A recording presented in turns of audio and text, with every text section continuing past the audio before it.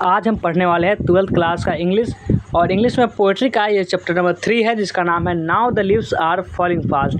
तो चलिए now the leaves are falling fast जो चैप्टर इससे मोस्ट इंपॉर्टेंट एमसीक्यू क्वेश्चन जो है वो आपको करवाने वाले हैं, यानी कि एमसीक्यू क्वेश्चन। तो चलिए एमसीक्यू क्वेश्चन करना स्टार्ट करते हैं। सबसे पहला प्रश्न है now the leaves are falling fast is written by. Now the leaves are falling fast is written by. Now the leaves are falling fast को कौन लिखे? John Keats, W.H. Auden, Rupert Brooke या जॉन डन? कौन लिखे है? तो इसको लिखने वाले का नाम है W.H. ऑडेन। जॉन किट्स तो आपका ये ऑड टू ऑटम को लिखे हैं और रूपर्ट ब्रूक तो आपको वो वाला लिखे है द सोल्जर वाला चैप्टर, और जॉन डन को तो आप जानते हैं sweetest love I don't go वाला लिखे हैं। तो बी वाला जो ऑप्शन होगा हो जाएगा आपका करेक्ट आंसर। चलिए अगला प्रश्न पाते हैं। देखिए 2 नंबर प्रश्न क्या करा है? 2 नंबर प्रश्न के the travellers are with dash beings moving towards our death. क्या हो जाएगा इनमें से एनिमल हो जाएगा या ह्यूमन हो जाएगा या रूरल हो जाएगा या फिर अर्बन हो जाएगा? तो क्या हो जाएगा इनमें से? तो ऑप्शन नंबर बी हो जाएगा ह्यूमन, यानी मानव।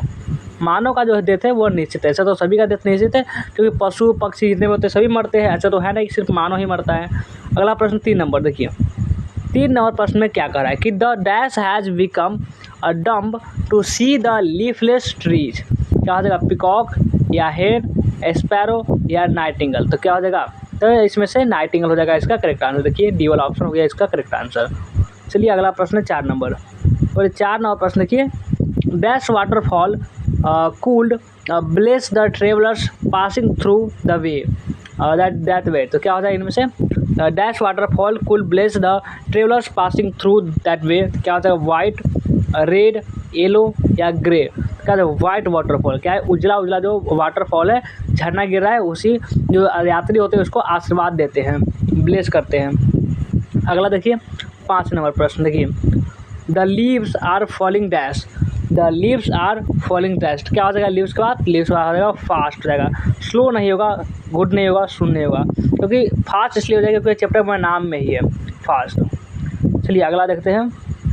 अगला प्रश्न है 6 नंबर और ये 6 नंबर प्रश्न देखिए क्या कर रहा है। 6 नंबर प्रश्न में है कि which thing signifies that nothing is ever lasting. क्या हो जाएगा? स्टोन हो जाएगा, सन हो जाएगा या फ्लावर्स हो जाएगा या फिर नॉन ऑफ दीज? क्या हो जाएगा इनमें से?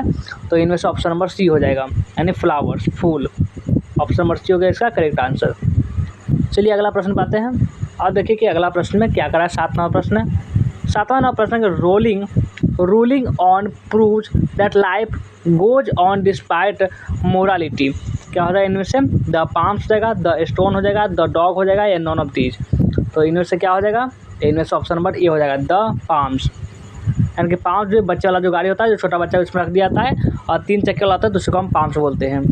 अगला प्रश्न है 8 नंबर देखिए 8 नंबर प्रश्न में क्या कराएगा the freezes the active hands.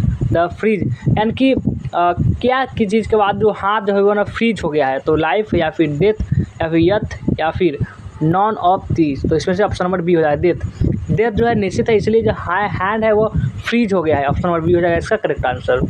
तो कैसा लगा वीडियो कमेंट करके जरूर बताएंगे। वीडियो को लाइक नहीं किया जल्दी से लाइक कर देंगे और सब्सक्राइब भी कर लेंगे। आपसे निवेदन है, रिक्वेस्ट है कि आप इस चैनल को जितना हो सके सब्सक्राइब करेंगे तो इस फैमिली को और बड़ा करने में हमारी हेल्प करेंगे।